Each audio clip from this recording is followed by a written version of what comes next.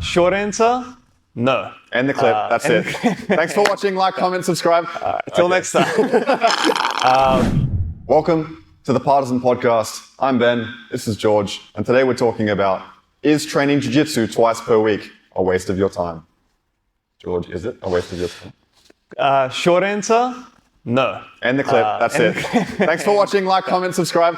Till next time. So just to back up that comment with a story about myself. So when I started jiu-jitsu, I was working a very physical job, lots of hours, probably between 40 to 60 hours per week. So when I first started, I could only train once a week. One, because of time limitations. Two, it was a physical job, so my body was already destroyed. What were you doing? I was actually like a manager for Aldi. Yeah, I was going to say a grocery store. Shout out Aldi. Yeah. Best grocery store. Is it the best? Huh? Is it the best? I mean, sure, for certain things. It's cheap. Okay. It's cheap. But as a worker, it's pretty demanding. Like you're lifting treadmills on top of tables. You're like, it's wild. But yeah, great company in general. So yeah, it was just hard for me to get to the gym more than that. But guess what? I could train once a week, not ideal. I'm not getting, I'm not becoming a superstar, but I'm starting to understand the sport to some degree. And then in my free time, when I'm driving in the car to work, when I've got a second to chill, I can watch jiu-jitsu, just get those gears turning. What about yourself? What are your thoughts? I think it depends entirely on your goals. So the mistake that a lot of beginners make is, a lot of people in general in the sport make, is you start training, you enjoy it, but now you're comparing yourself to perhaps the coaches, or you're comparing yourself to the best competitors and athletes in the room. Yeah. And you start to think, man, this person next to me is training 6 times, 7 times per week. I can only train 2 times a week. Yeah. That's not enough. I should probably just quit. Yeah. And I think that's a real problem, is like comparison is the thief of all joy, they say, right? But it depends on your goals. If someone was to come to us as coaches and they were to say, my goal is to win worlds, or my goal is to win ADCC trials, and they were only training twice per week, we would have to have an honest conversation with them and say, look, if that is your goal, you're not training enough. Right. But having said that, the majority of people that train for reasons that can be achieved with twice a week or 3 times per week. So I do a survey of people that come in to train and ask why they want to train. A lot of them want just some more fitness, just some more activity in their life. They want a fun hobby. They want to meet new friends. They want to learn how to defend themselves. Yeah. They just want to start a new sport. All of these things can definitely be achieved with twice a week. Yeah. So for them, the answer is clearly yes. Yeah. But I think the question itself is a very interesting one because it comes from a place of comparison. What do you think? Yeah. Ultimately, you should just be comparing your progress with yourself. Yes. Okay. I can't compare myself with somebody that's doing jiu-jitsu full time and have dedicated their whole life to it, right? And it's almost, when you really think about it, it's so unreasonable. And in this sport, we do have this weird thing where we do sort of compare ourselves with pros because they are kind of in arm's reach still. We're like, generally I'm sure you've trained with pros, I've trained with pros. Joseph's at my house right now. Joseph Chen, shout out Joseph Chen. Yeah. He's literally within arm's reach. And if you compare yourself to Joseph Chen, you will feel very bad about yourself. But if I did, I would. Of course. Yeah. Of course. Yeah. Here's an interesting thing, right? A lot of people don't even think about it this far. They look at length of training time in terms of years. So you think, I started with my friend Dave in January last year. We've both been training for 12 months. Yes. And that's the only context they look at how long they've been training for. While you've been training twice a week, once a week because of your demanding job. Or perhaps you have other hobbies, perhaps you have kids. There are many reasons why you can't make it to the gym all the time, let's be honest. While your friend Dave, perhaps he works part-time, he's a student, maybe his family is very well off, so he just gets to hang out at home. You have no idea what his situation is, but he's training now 6 times a week. Yeah. So it's your 2 times per week compared to his 6 times per week. But in your head, and this happens with a lot of people, they say, we've both been training for a year. Yeah. Dave's way better than me. Yeah. I must suck at jiu-jitsu. Yeah. How often do you see that? all the time. You see it often, and what's even more difficult, let's say, for example, in a scenario where you started and you were training more than Dave, Yes. and you were ahead of Dave, it's really hard. Fuck you, Dave. It's really hard to accept when your circumstances change. Now jiu-jitsu isn't your priority, Yes. but it is Dave's, and now the guy that you used to beat up is beating you up. Yeah, that is difficult to that's a really overcome. good point. That is difficult to overcome. But you know what? Just get over yourself. Get over it. And Dave has listened to the Charles Allen Price podcast episode. Yeah. So he started lifting 3 times a week. Yeah. He's on the ways to well stack. He's got his test, he's got his HGH, he's got his Anavar. Yeah. I'm trying to get vitamins in sometimes. Yeah. Dave's going to beat the shit out of me. Yeah. So that's a really good point. Yeah. Situations change. Yeah. People, I remember this actually quite distinctly because when I started training, I was quite fortunate that when I did start training, I could train 4 or 5 times a week. So I was in the gym. I lived down the road from my gym, which was a massive advantage for me because I was a single guy, didn't have any other hobbies. Yeah. So I was in the gym as much as I physically could. Yeah. They had to kick me out at the end of the night. They'd be like, Ben, get out. We're closing. Yeah. But I had that period for like maybe a year. And then because of my work in the Navy, they tapped me on the shoulder and said, you're getting deployed for 7 months. So I went from that period of just 4 times per week, 5 times per week training to being on a ship where I couldn't train at all. Yeah. And then I have to come back and I've had 7 months off. All of the people that I was around the level of are now like twice as good. Yes. And they're getting blue belts and they're getting purple belts. Even more so is like, there were people I remember in particular where I was hanging at their level, or perhaps, like you said, I was actually teaching them. I was saying, I was bringing them into the fold. I was showing them what a triangle jerk was. And it was fun. I go away on deployment. I come back, they've basically been training 6 days a week for the last 8 months and studying instructionals on their spare time. Yeah.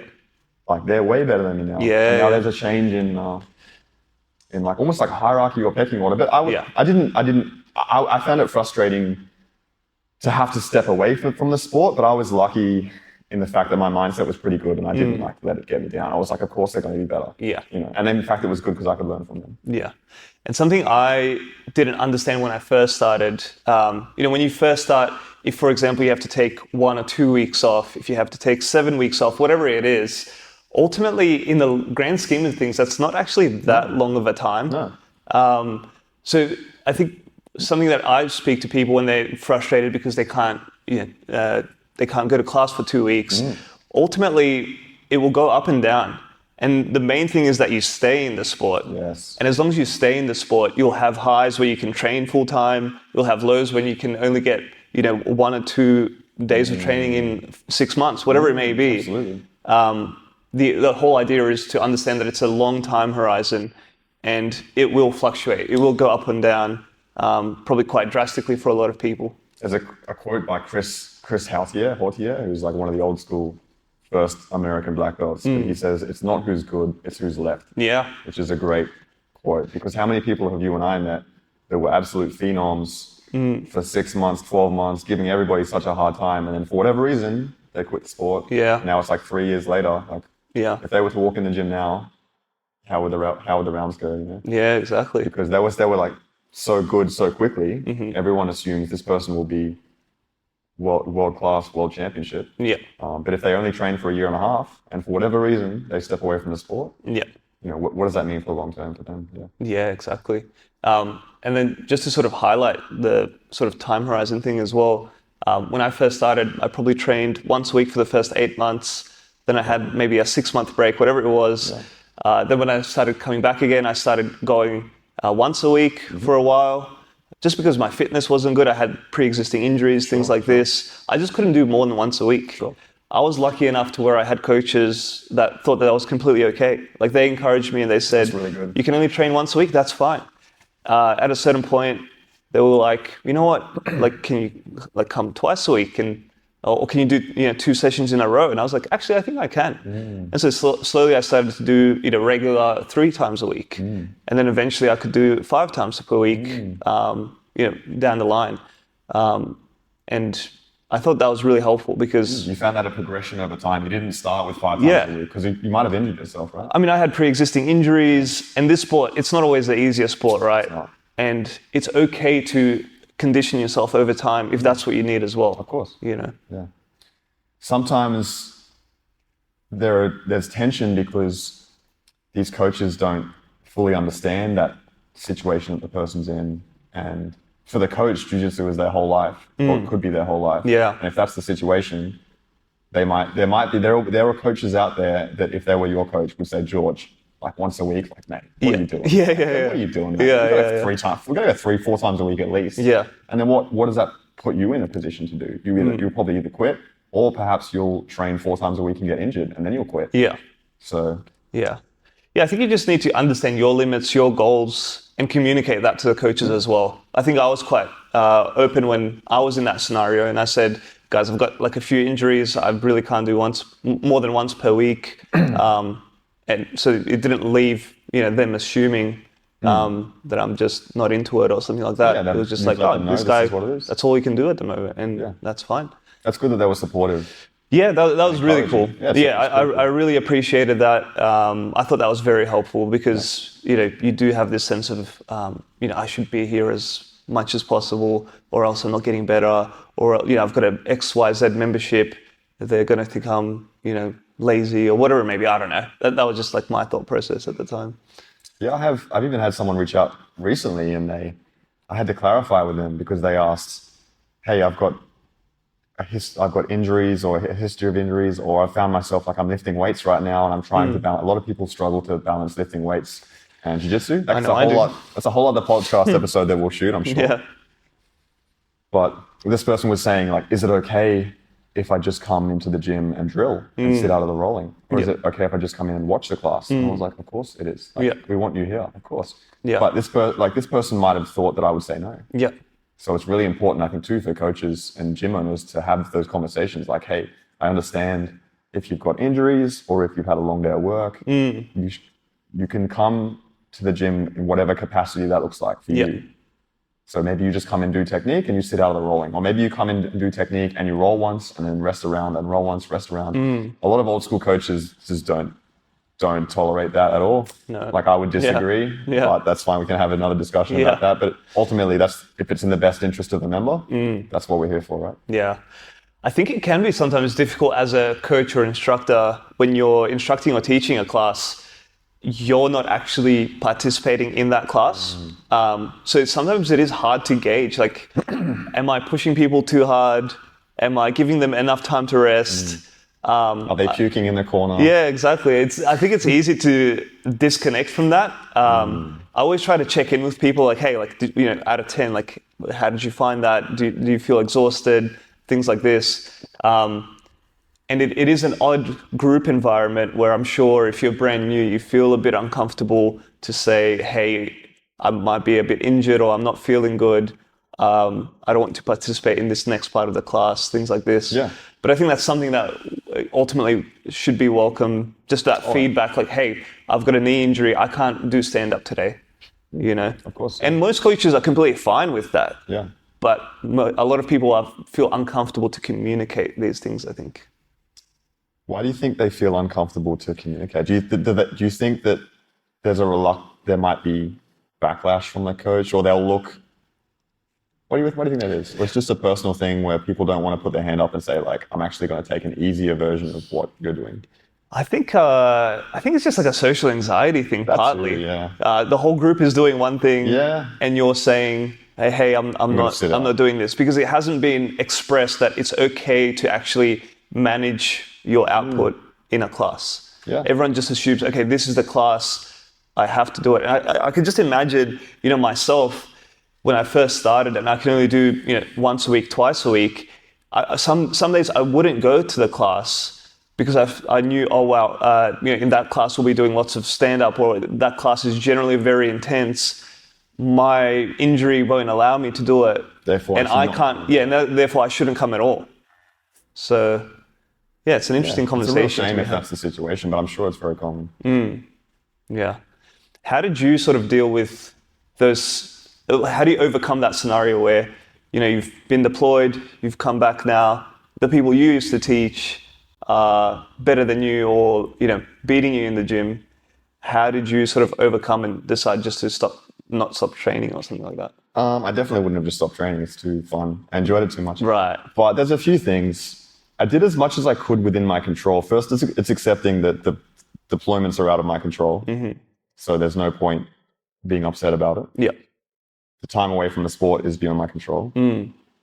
So I did whatever I could while I was on the ship. So I would download instructionals and watch instructionals. That's actually how I started watching instructionals, which in turn made me better when I got back, which I got better in a different way. Yeah. I picked up habits. I picked up learning habits. Interesting.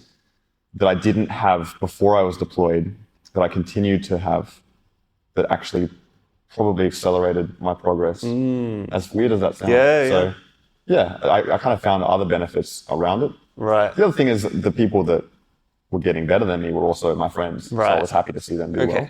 And they were happy to help me out as well. So I was in a very, I had a good training relationship with these people. But what made it really, like you said, I basically had the same mindset that you're recommending, where I was comparing myself to myself. Yeah. Which was the most important thing. That's massive, yeah. Yeah. So I've been quite intentional about, just in life in general, but in jiu-jitsu, not using somebody else's progress or position or skill set make me feel better or worse about myself. Yeah.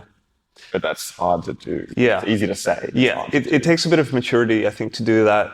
Not to get all cheesy, but that's kind of a life lesson, right? Like even at work or whatever it may be, comparing yourself to other people just leads to you probably feeling a bit shit about yourself. Yeah. But if you compare yourself to yourself, very rarely do you feel that way. Well, just look at it pragmatically. The progress of the people around you is completely outside of your control. Yep.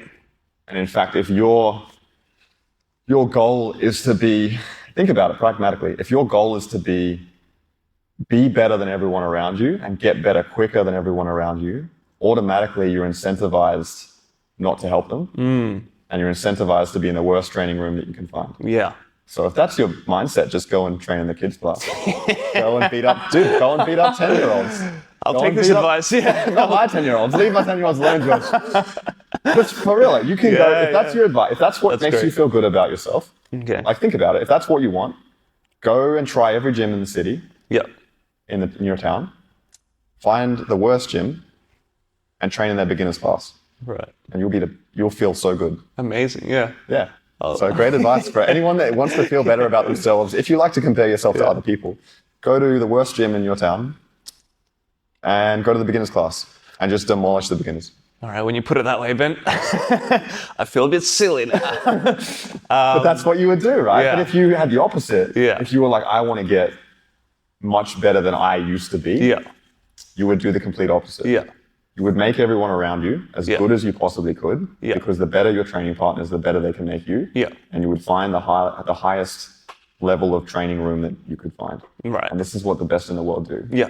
It's what I've noticed. Yeah. The best in the world do those two things. Right. So we've been lucky enough to be connected with some of the best jiu-jitsu athletes in the world, because it's quite a small sport, and because now we're coaching and we've got social media and we've got these contacts and we've met some very high level people. That's just one thing I've noticed, that the best in the world in any industry, to be honest, but particularly for jiu-jitsu in this context, they make the people around them as good as they possibly can. And they find the highest level training room coaches that they possibly can. Yeah. And guess what? They're gonna get bashed. Yeah. Because of course they are. Yeah. But that's how you get better than you were yesterday. Yeah. I like it.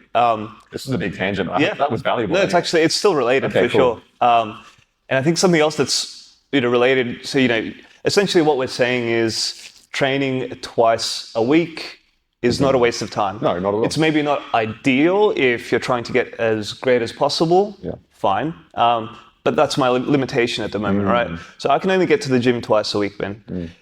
You mentioned a little bit about instructionals, but what can I do? If I can't be here physically, what can I do? Steroids. Okay. Shout out, Max. Shout out steroids. Don't do steroids. You're only training twice a week. It'll be a waste of your money. Well, what do I do? What else can I do to get better if I can't be in the gym more than twice a week? Yeah. Instructionals, you mentioned. Instructionals are good. We'll start with the physical. The basics is look after your body. Drink less alcohol. Okay, interesting. If you smoke cigarettes or vape. These are the fundamentals. Don't poison yourself. Don't try not to poison yourself. Shout out Dylan. Shout out everyone that vapes. It's a quick tangent. If I'm rolling with someone and I smell cigarettes, I'm like, they're fucked, dude. Oh, wow. I'll just go I'll tap them with pressure. Right. Pass a guitar me and I'll hold them there. Interesting. So shout out cigarettes. Say that to some of the competitors out there. No, I'm sure. Not everyone. Who smokes cigarettes? There are people that I know. I won't name names. No, George, no. We'll talk offline. But there are people that I know that smoke cigarettes. Okay. Back to beginners. And they will bash still most people. It's most wild. People Yeah. Come into Partizan to say that. No, they'll probably bash me too. It's fine. Back to beginners and what they can do if they can only train twice per week. Yeah. Like, look after your body. Drink less alcohol. Mm-hmm. If you smoke cigarettes and vaping, consider quitting. Yeah. Sleep 8 hours at night. Yeah. Lift weights twice a week, even if it's 45 minutes. Yeah. Just those basic things Right. will help you get the most out of your training when you are training. Mm-hmm. And then when it comes to skill development, we've spoken about this before and we'll continue to speak about it, I'm sure. But if you're only in the gym twice a week, you can't really afford, if you want to progress as quickly as you can with that time, you can't really afford to show up and just do whatever and just go home. Okay. You kind of have to have a very specific goal because you only have 2 hours in the gym or maybe 3 hours in the gym. Yeah.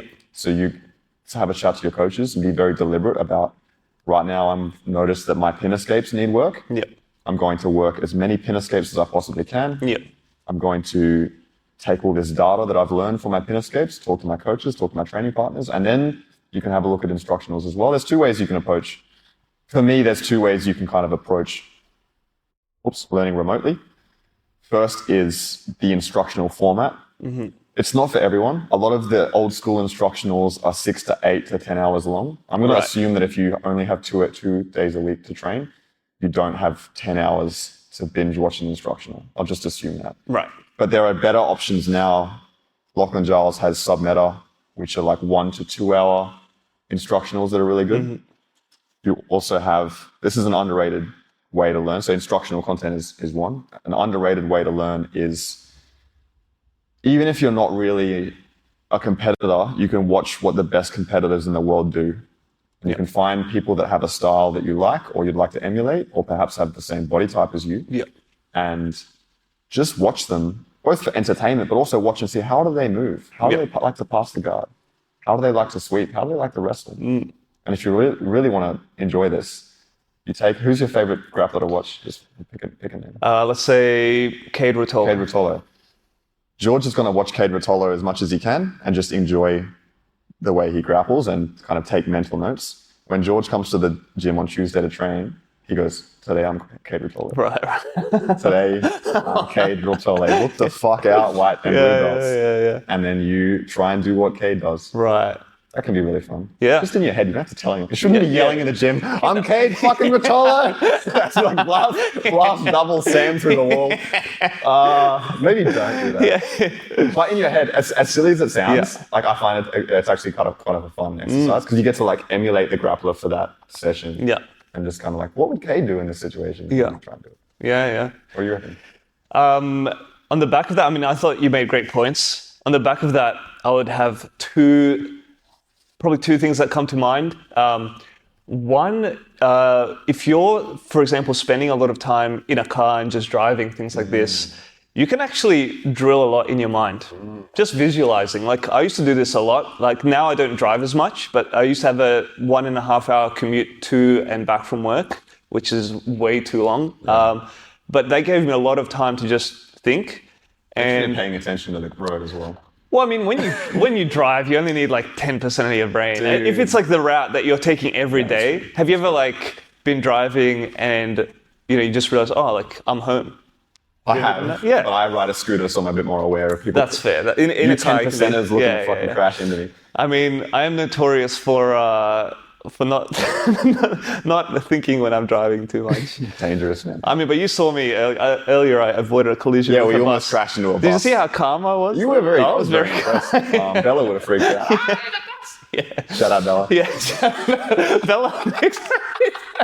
Do you know what else you can do when you're driving your car? What? George? Listen to the Partizan Grappling Podcast, available on YouTube and Spotify. Yeah, you could. I mean, no, that is an actual thing. BJJ mental models are good too. Yeah, essentially do whatever you can, right? Like one thing, if you're very motivated and you really can't make it to the gym, honestly, visualizing drilling, visualizing rolling, visualizing techniques, massive.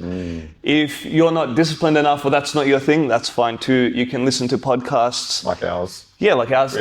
As long as you're just, your mind is on the game to some degree, that's something rather than nothing, Absolutely. right? And apart from that, you mentioned that before, but I'm actually a big believer that you can watch people and get better just by watching. Yes. As humans, like monkey see, monkey do. Like you can watch like pros, and you may not understand 90% of what's happening, but subconsciously, at least the gears are moving, and you're getting a better understanding of the sport, what's possible, what can be done, and that just automatically makes you that a little bit better. Once again, not ideal to not be in the gym and physically training yourself, but these are things that you can do if you are limited in terms of time to some degree. One more thing, and we've mentioned this before, but we'll assume that you haven't listened to the rest of the podcast episodes, is record yourself training as much as you can. Yeah. Or hopefully your gym has security cameras, or you can kind of set up a nonchalant tripod in the corner of the room like Kippy does now to get his content. Shout out Kippy. But then when you have some time, you might only have, say you're at work and you have a 20-minute break, you can like have your lunch and you can watch yourself grapple. Yeah. And if you do both, you're like, what are the differences between the way that I pass the guard and Cable Toller passes the guard? And why did I get swept and why did I get submitted? Yeah. And if you do this continuously, you'll notice your own habits, particularly your bad habits. Yeah. So coming back, this is great advice that I've found for beginners in particular. And I'll use a tennis analogy.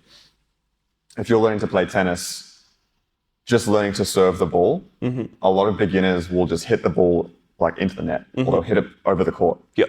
And this is a skill you can work on without even having a partner. So you're making unforced errors, they call it. Yep. So we're not looking at the tactics of how do I like return a serve properly. You're just looking at how do I stop making unforced errors. Yeah. I think a lot of beginners, instead of working out how to do some sick triangle sequence, should think, what am I doing right now that are unforced errors that I'm giving to my partner? And up until, I mean, most of us, we all make unforced errors at some point, but up until particularly blue and purple belt, the reason why a lot of people beat the shit out of you is not because they're very good. It's because you're making like 20 unforced errors. Right. And they're just taking advantage of 5. Yeah. And if you're a beginner, a white belt, and you're rolling with another white belt, they probably don't even see all the unforced errors. So you're both kind of just scrapping. But if you're rolling with George and you're a white belt, he sees your unforced errors and he'll just like take your leg, take your arm. Take your arm.